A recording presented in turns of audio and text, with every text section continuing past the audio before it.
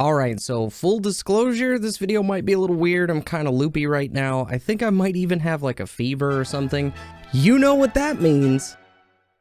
So today I have to make this video because Guild Wars 2 just keeps getting updates and announcements. It's kind of insane. I think we could honestly just take a moment to appreciate how over the last couple of months, a ton of updates and news of updates has been coming out for the game for the first time, basically ever, in this way. I'm still enjoying the updates to the competitive modes. It looks like we're getting some visions of the past update, including some Living World Season 1 stuff that I talked about in my previous video, and now we get a pretty big announcement here today. So let's take a look at this post, and we'll kind of go through it real quick, but obviously there's one thing that matters most of all. So this says updates from the development team. Our next release following Steel and Fire, that's the visions of the past update I just mentioned, is the Super Adventure Festival, when Moto will open up the Super Adventure box in Radasum again to welcome all jumping, bauble collecting hero types. Super Adventure box is coming back. It's a festival, it comes back every year. Moving on. As summer heats up, we'll bring back Dragon Bash to celebrate your victories against the Elder Dragons with hologram battle challenges, fireworks, racing, and treats. Another annual festival that is relatively new, coming back into the game, but still, we all kind of knew this was happening. So next we move on to the Living World. The major release following Super Adventure Box Festival is the third episode of the Icebird Saga, in which we'll get some respite from the bitter cold. So we're leaving wintry places. This is Living World update stuff. That said, this one does seem to be a little bit different.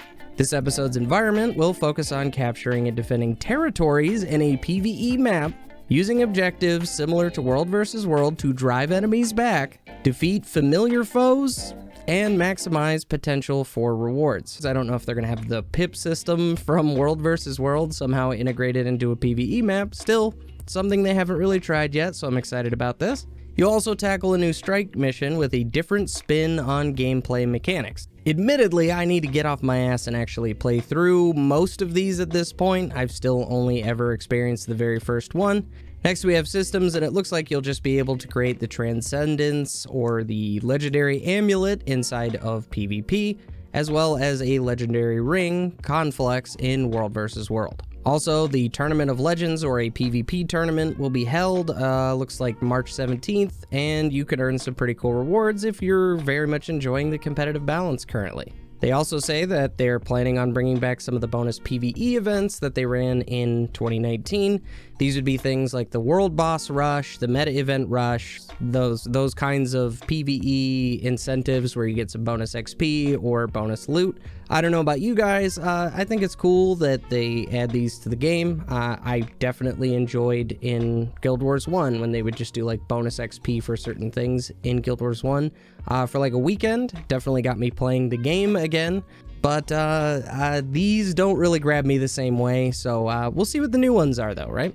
And now for the big bomb. A glimpse of the distant future. So it's right there, just temper those expectations. We don't know when this is actually going to happen, but finally we have some special news to share. Development is currently underway on the third Guild Wars 2 expansion. Guys, it's happening. Look at this image. Do you see this image? It's Cantha. I'm pretty sure we're going to Cantha finally. It's finally happening. Everyone complained collectively for enough years that now we are finally going to go back to Cantha. I'm pretty confident. So, yeah, look forward to a Factions Let's Play or something maybe. I'm pretty excited about this. I need to remember all that information. But the team is hard at work, and it's much too soon to talk about any of the details right now, including features, story, release date, or development timeline. We'll have to stick to that until we're ready to reveal more information to the world. When we are ready, we'll definitely let you know. This is very ArenaNet, very Guild Wars 2. We'll ship it when it's ready, when it's done, that whole mindset. Thank you for your patience and support. We'd like to leave you with a piece of early concept art so that you can dream along with us about where we're headed. I wonder. Wow. Yeah, that definitely seems like Cantha. So yeah, guys, all kinds of news coming out. I think it's good that they reiterate that these festivals will be taking place for any players who are maybe a bit newer to the game or still want to collect achievements or whatever's left for those kinds of festivals. But we all knew those were coming. Mostly, of course, I'm excited about the expansion and it possibly, more probably, being Cantha finally after all this time.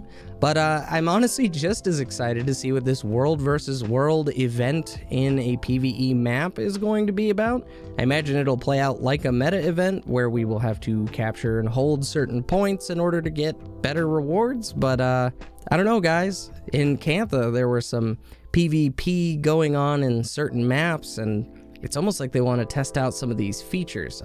If you guys have noticed, there seems to be a trend where we'll get sort of a light version, a soft version of something, and then later on a more fleshed out version will come out. Very excited for all these updates. You know, we got an expansion release at least to look forward to. I think that's huge for a lot of players. They just wanted to hear that an expansion was being worked on. Does that mean new elite specializations? I mean, I think that would be a cool addition, guys. But at the same time, balance, right? As I've always said, I don't know if we necessarily need more skills in the game. That's my take. Most people probably don't agree with that. They would just like something new to play. They don't really care if it messes up the balance. That's just how I feel about it. I think the less skills there are, the easier it'll be to balance them. But hey, that's just me. So yeah, guys, pretty quick video here. I just wanted to bring this to everyone's attention. I'm sure most of you already know about this and are well on the hype train, but I will leave some questions for you so that we can talk about this in the comments. So what do you think that this expansion is going to be? Is it Cantha confirmed, or is this maybe a little misleading and it's not actually Cantha? Do you think we'll get elite specs? What new masteries will we get? Is it underwater mounts still? Do you guys still think that?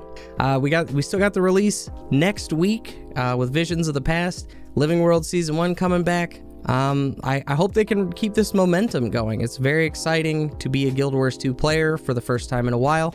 But anyway, guys, thank you for watching this or any other one of my videos, and I'll see you in the next one.